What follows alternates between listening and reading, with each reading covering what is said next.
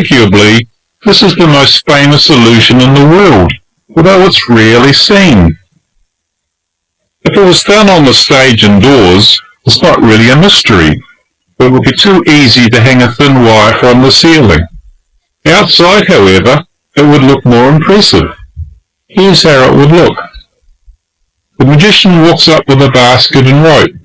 He shows that the basket is empty, and he puts in the rope. He plays a flute, and the rope rises. He stops playing, and a small boy climbs up the rope.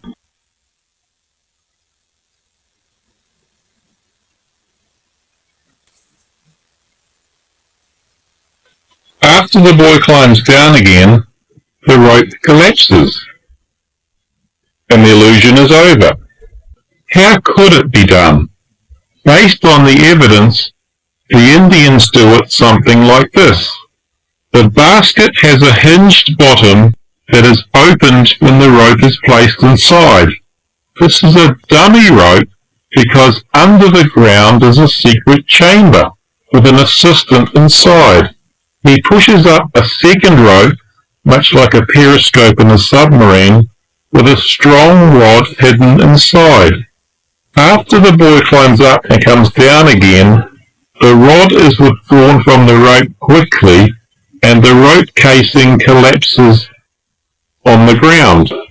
The only times I've seen this trick performed, the rope is extraordinarily thick, and the basket was already on the ground or placed very carefully.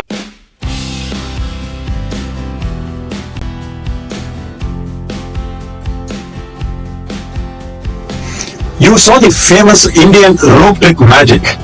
While we talk about pulling your own strings in the previous video, here the string is pulled up by a magician by playing the flute and even climbed over it. For his survival, the magician pulled up his own string by illusion or magic or by whatever.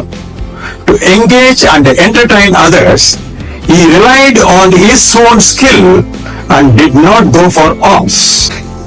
He operated from his position of strength, placing total reliance on himself without looking for authority above him. He is not a servant to anyone, but he is a master himself. Here I am going to tell you why you don't have to live your victim life and how to live your master life that you always wanted. But what is society's definition of life? Society wanted me to live a normal life like everyone else.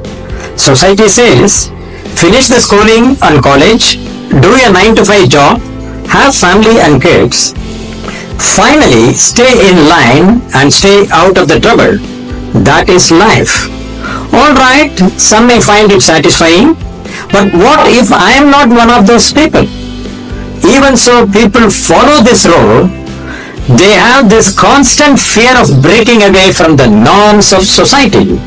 Think about it. Are the people gonna tell me how to live my life? They have their own life to live. We will see in this video how you can pull your own strings.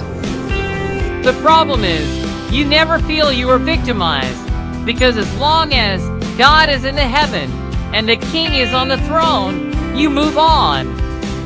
You are lulled into feeling without even realizing it. You are choosing to continue your routine and actually using it to trap yourself. You are convinced about yourself. That's the way life is, and silently suffering without even knowing it.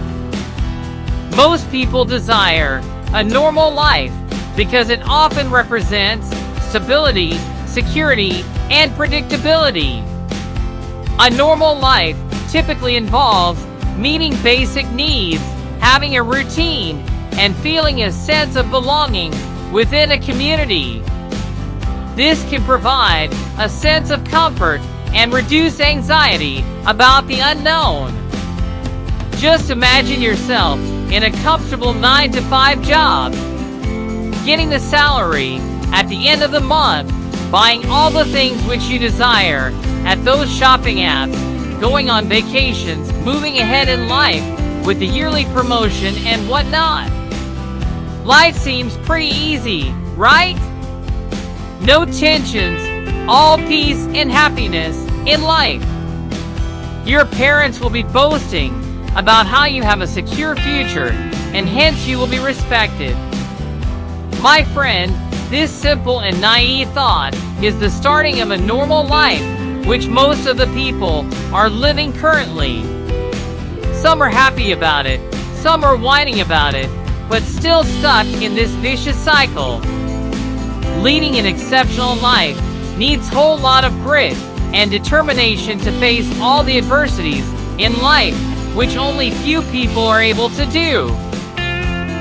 How those few were able to do is the next question, meaning how they pull their own strings in equitable context without manipulating others. Always big questions will get big answers. Any questioning will make you think deeper in the issues. While finding answers, you will take actions accordingly. As you take action, you begin to explore solution space, which deepens your understanding of the problem. Here is how to go big and live a special life with your definition of life. You ask yourselves the following 13 proper questions. Number 1, do I find myself just going along with what others in your family want to do and resenting it? Number 2, am I a person the chauffeur always picks up after others or generally run your life on their schedule? Number 3, do I find it difficult to say no to your family and to express your feelings about it? Number 4, do you avoid asking for promotions and presenting strong cases for your requests? Number 5, do I shun confronting my superiors when I have differences of opinion? Number 6, do I work late in job in spite of some emergency at home front? Number 7, do I find it difficult to call my doctors by his first name? Number 8, do I just pay the bill even when I feel I am overcharged? Number 9, do I avoid asking to see the manager even when you are wronged by the institution? Number 10, do I take no easily and don't make any attempt to get yes? Number 11, do I hesitate to ask for service when you sit in the restaurant? Number 12, do I avoid conversations with strangers? Number 13, do I seek always apology and permission to speak or converse? If your answer to all these questions are yes, it's clear evidence your strings are pulled by others. You have to turn all the answers as no, which means you started to call your shots and pulling your own strings. For example, you will say no to your family without any guilt and call the doctors by their first name, ask for promotion when you have delivered value, you challenge the overbilling before payment, etc. Finding answers to some of these questions will help you make your own definition of life. If your answers to these questions differ from others, that's okay, because they're supposed to be different. That's because no one can pull my strings without my permission. By operating from strength, I mean leading your life from twin positions of worth and effectiveness. You are always a worthy, important human being, and there is never any reason to conduct yourself or allow others to pull or push you in any direction in which your basic merit as a human being is challenged. Moreover, in any situation, you have a choice between A. Being effective and reaching your goals, or B. Being ineffective and ultimately being restricted from doing what you desire. In most cases, not all, But most you can be effective, and in all cases you can cooperate from the position of your intrinsic worth as a person. Thanks for watching this video and having spent your valuable time. Please subscribe and share it with your friends.